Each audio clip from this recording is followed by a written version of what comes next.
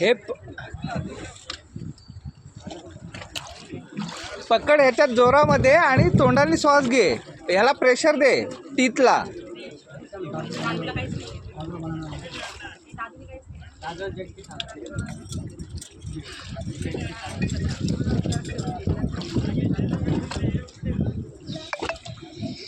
जास्त जोरात दाब, प्रेस कर आणि ह्याने घे.